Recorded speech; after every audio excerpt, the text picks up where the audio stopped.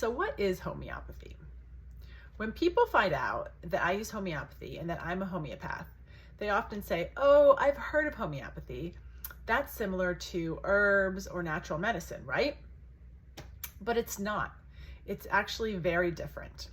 And it often gets lumped with herbs or natural medicine because, like herbs and natural medicine, it's an outlier and something that is not embraced by our modern medical system. However, herbs still work on the physical plane, and homeopathy really works on the energetic plane. It interacts with what we like to call in homeopathy the individual's vital force. And it helps that vital force to find the balance that it needs to bring the imbalance and the disturbance to a conclusion, to express and clear out whatever is blocking that individual, be that physical, mental, emotional, or spiritual, and heal them. So let's start with a little bit of history. Homeopathy was founded by Samuel Hahnemann, who was a German physician who lived during the last half of the 18th century and the first half of the 19th century. And he got his medical degree and his medical license, and he practiced for a little while. But he eventually gave up his license and stopped practicing medicine because he was so disturbed by the medical practices of the day, which he saw as causing more harm than good. And these practices included things like the use of mercury and opium, as well as bloodletting. And he was so horrified by those things that he just stopped practicing and turned his attention to studying things like chemistry and doing some writing, and he did a lot of translating of medical texts. And while he was translating those texts, one of the things that he came across was the use of cinchona bark, which contains quinine, to treat malaria.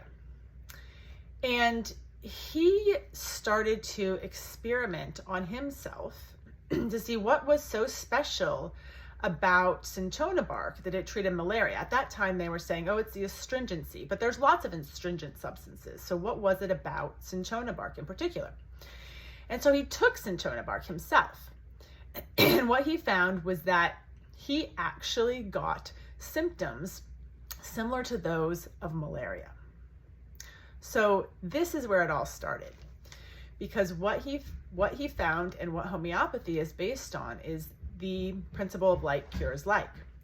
So when a substance is given to a healthy person, it produces certain symptoms, and it is those same symptoms that substance, when potentized in a homeopathic remedy, can cure in a sick person. So in homeopathy, we are always matching a remedy to a person's symptoms. It's very, very person specific. If you come to me with a rash, or with migraines, or with arthritis, or any of something like that, you would get a remedy that might be a completely different remedy than the next person with arthritis gets. It's extremely person specific. So Hahnemann started to experiment with other substances, and he found a similar thing with all of these substances as well, that like cures like. And he also began to develop his system for diluting and potentizing these substances. So in homeopathy, the more that the substance is diluted, the more potent it gets. And it's a process of dilution, but also succussion, which is vigorously shaking them to raise the vibration of the remedy. So it's very counterintuitive to our very materialistic, mechanistic mindset in this day and age. And that's, however, what makes it so potent and so powerful is because it works on the energetic level. And the energetic level is where all of life and this reality begins. Everything is energy before it is substance. And even when it's substance, it is still energy. Quantum physicists tell us that everything is 99.99% energy and vibration. Because in the atom, if you look at the atom, the nucleus is very tiny compared to the space around it with the electrons flying through it. So only 0.001% of our reality is actually solid and stable everything is really based in energy. And homeopathy gets to the energetic basis. And that's why it can shift things so powerfully and often quickly. So Hahnemann, again, back to the history, developed this system, and more remedies were added over the years. And this, there's been quite a history of trying to defame homeopaths and homeopathy. There was a lot of competition early in the 20th century between a more chemical pharmaceutical medicine and some of the alternatives, including homeopathy. And homeopathy was the most organized, the most well-known, the most popular, and the most powerful alternatives of the day. And so they really targeted homeopathy, and most of the medical schools, actually all of them in the United States, were closed at that time. But there's a resurgence as people are looking for alternatives, as they're realizing more and more that what we want is a cure and not just a suppression of symptoms, which is what allopathic medicine often offers us. So let me give you an example of how homeopathy works. One of my favorite homeopathic remedies is made from poison ivy. Now, before you say, oh my gosh, is that safe? Because homeopathic remedies are delivered on milk sugar tablets and taken internally. Remember that there is none of the physical substance that remains in a homeopathic remedy. It is the energy or the vibrational frequency of that substance. So these are entirely safe. So if we think about what someone who has a bad case of poison ivy experiences, often an itchy rash, a red rash is often better with hot compresses. They're often very restless because they're so uncomfortable. Those are a few of the symptoms that someone with poison ivy rash might experience.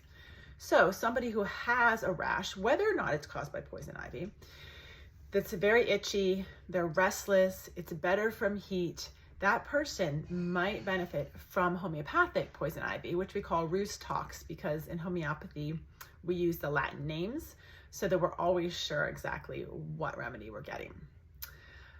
Also, rhus tox is very effective at treating what modern medicine likes to label arthritis, especially when that arthritis manifests as in someone as a stiffness, a lot of stiffness that's worse when they first rise from a chair or from the bed, but does loosen up with movement.